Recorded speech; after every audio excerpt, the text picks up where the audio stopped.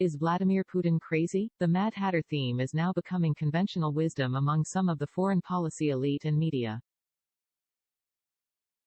Spurred on by former Secretary of State Condoleezza Rice, who said the Russian president was erratic and increasingly delusional, and former Director of National Intelligence James Clapper, who called Russia's leader unhinged, many in the foreign policy establishment have embraced the notion that only a madman would put his nation's nuclear forces on alert after invading a neighboring state, claiming self-defense. But while Putin's determination to reclaim the Soviet Empire and Russia's sphere of influence may be delusional, it is not insane. In fact, Putin's actions, while seemingly irrational, are consistent. And until now, his egregious violations of international law and human rights have been successful. Ever since coming to power 22 years ago, the former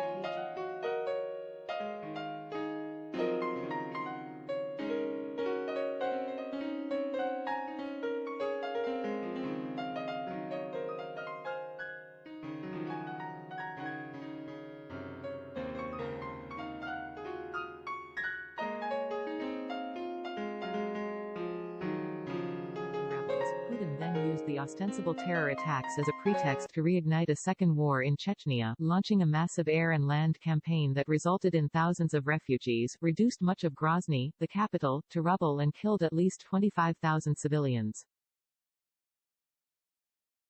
Many of his prominent Russian critics have shared their fate, some through poisoning, a KGB specialty. Among the most egregious examples was exiled former Russian spy Alexander Litvinenko, whose tea in London was laced with polonium, a highly radioactive substance.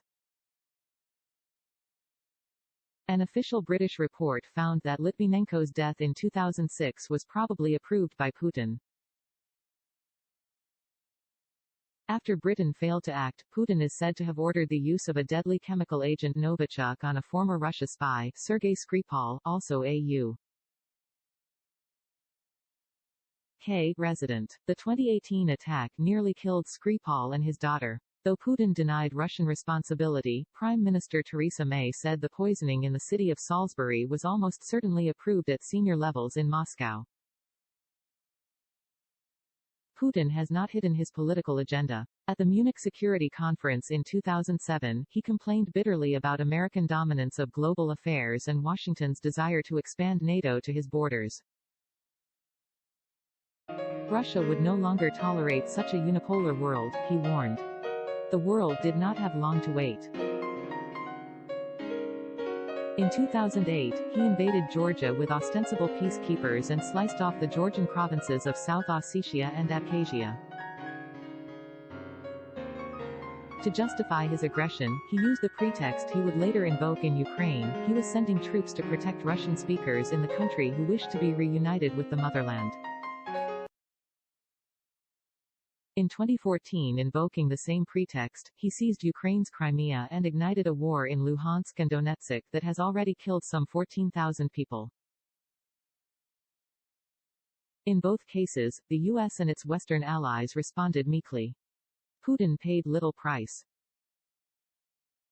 While Putin's main focus is on restoring Russian dominance of the former Soviet Union's domain, it is not his only ambition. Seeking to gain influence in the Middle East, he supported Bashar al-Assad's brutal regime in Syria in what was until now the deadliest conflict of the 21st century. In the siege and recapture of Aleppo by Assad and his Russian and Iranian allies, Syrian forces slaughtered civilians, bombed hospitals and other civilian targets, flattened entire neighborhoods, all war crimes. This is Putin's playbook, unhidden, repeated, and until now, relatively painless.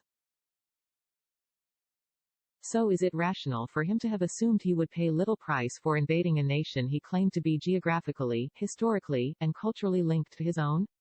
4 previous American presidents and their allies have ignored his earlier political transgressions.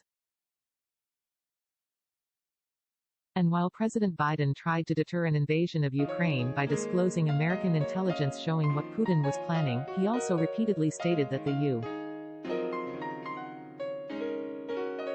would not send forces into Ukraine if Russia invaded. While it is unclear whether strategic ambiguity about American intentions might have given Putin pause, at very least it might have made him reconsider the potential price of such an aggression. Bullies tend to keep pushing until someone pushes back. So has Putin changed? Perhaps, rather, it is our understanding of him that has shifted. It's still him, said Richard Clarke, the former national security and cyber defense official, the same amoral mendacious sociopath he's always been.